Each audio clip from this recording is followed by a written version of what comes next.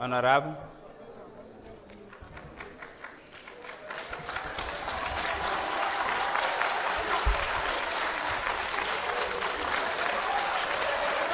Merci beaucoup.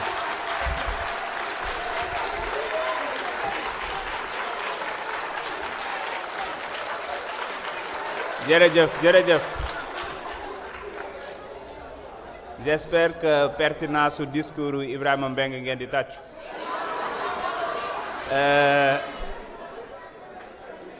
Honorable Babacar Ndiaye, vous avez la parole. Sànq ci capture yi effectivement dañu sauté woon Mariam Mbacké ak Anta Babacar Ngom, donc Mariam Mbacké se prépare.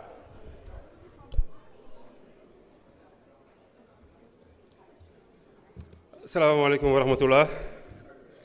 Vu que man maa am chance su jël la parole après l'écrasante victoire de monsieur Abass Fall, le nouveau maire de la ville de Dakar, Abass.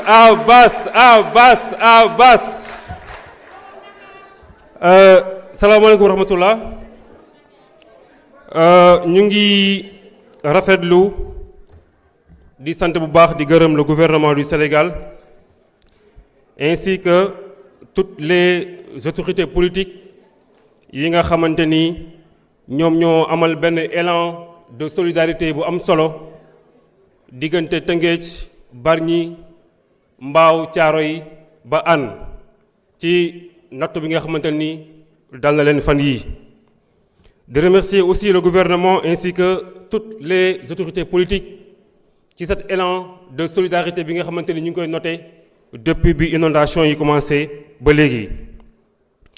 Je ne vais pas m'attarder sur l'importance, voire la cohérence, la constance, la logique du gouvernement via ce package bi nga xamante ni yónnee nañu ko allant d'une loi qui garantit l'accès à l'information, passant par la protection des lanceurs d'alerte, passant par la déclaration de patrimoine à l'entrée comme à la sortie, pour terminer ci li ñuy wax la refondation de l'OFNAC en allégeant le nouveau OFNAC, en le rendant plus efficient, plus efficace.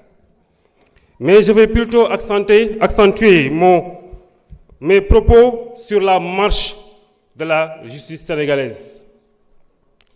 Monsieur le ministre, 7 milliards de dollars, soit 23% de notre PIB, de dettes cachées, man ma tuddee ko détournement de deniers publics, ma tuddee ko vol, ma tuddee ko abus de confiance, ma tuddee ko abus de pouvoir. Monsieur le ministre, moo tuddee ko li ñuy wax conflit d'intérêt. Lii nekkatul problème de gestion, mais c'est plutôt un crime financier. Les citoyens, les générations futures ont le droit de savoir qui a endetté le Sénégal dans l'obscurité.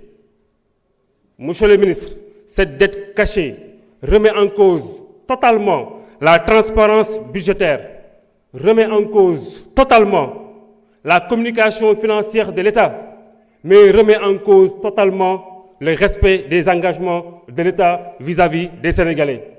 Monsieur le ministre, ñu ngi xaar yoon di xaar justice mu def la lumière sur cette dette cachée, ndaxte les auteurs de cette forfaiture ñu ngi fi toog di la xool